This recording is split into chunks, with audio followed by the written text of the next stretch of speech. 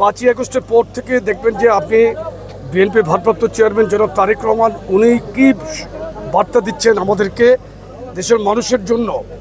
আমাদেরকে সবসময় উনি বলছেন যে জনগণের পাশে থাকতে হবে, জনগণকে নিয়ে রাজনীতি করতে হবে। দায়িত্বের এবং মানবিক সমাজ বিনির্মাণের যে লক্ষ্যে আমরা কাজ করছি তারই অংশ হিসেবে এক সময়ের খরস্রোতা নরসুন্দা নদী মৃতপ্রায়, মানুষের বিভিন্ন অপব্যবহারের ফলে নদী আজকে প্রায় বিলীন।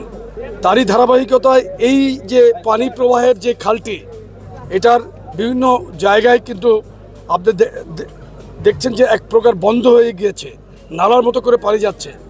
আর আমি যতদূর জানতে পেরেছি এখানে যে মেয়র ছিল পারভেজ, সে নিজেই এই খাল পরিষ্কার এবং সৌন্দর্য বর্ধনের জন্য যেই টেন্ডার দিয়েছিল তারা কাজ না করেই প্রায় বিল তুলে নিয়ে গিয়েছে। বাংলাদেশে যেটা গত 15 বছর 7 মাস ফ্যাসিস্ট আওয়ামী সরকার যে শাসন করছে, এখানে দুর্নীতি ছিল, দুর্নীতিতে নিমজ্জিত ছিল তাদের নেতাকর্মীরা। তারই ধারাবাহিকতায় এত সুন্দর একটি নদীর এই যে শহরের ভিতর দিয়ে প্রবাহিত হচ্ছে, এটাকে কত দৃষ্টিনন্দন করা যেত, সেটা না করে সেটাকে আরও ধ্বংস করে দিয়েছে। আমরা নরসুন্দা নদীর এই অংশে, যেটা ব্রিজ সংলগ্ন অংশে আমরা যে সম্পূর্ণরূপে পানি প্রবাহ বন্ধ, এটাকে আমরা জাস্ট উন্মুক্ত করে দেওয়ার একটি পরিকল্পনা নিয়েছি।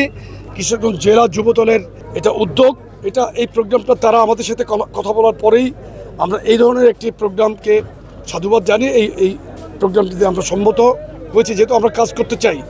এখানে আপনি দেখবেন ইনশাল্লাহ আমরা শুধু ফটো সেশন করার জন্য এখানে আসি নাই। আপনি আমার অবস্থা দেখলে বুঝতে পারবেন যে আমরা কিন্তু কাজ করতে চাই। তবে আমরা কাজটা সূচনা করে কাজের ডিরেকশন দিয়ে আমরা একটু সাইডে যাব, আবার কাজ দেখতে আসবো। কারণ এখানে আমার সাথে যে নেতাকর্মীরা তারা ভিড় করছে, কাজের সমস্যা হচ্ছে।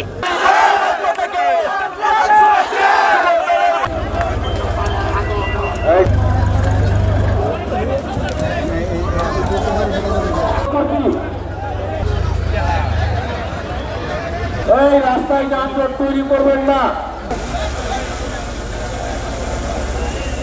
এই রাস্তায় যানজট তৈরি করবেন না। আমাদের কেন্দ্রীয় যুবদলের সভাপতির নির্দেশ, কোনো একক স্লোগান হবে না। এই যে বলেছে আঙ্গিকেরা তোমাকে বুঝতেছে, এই রাজ্যের এই মিছিল রাজ্যের আলমগীর রাজ্যের রাস্তাটা কি করে দাও,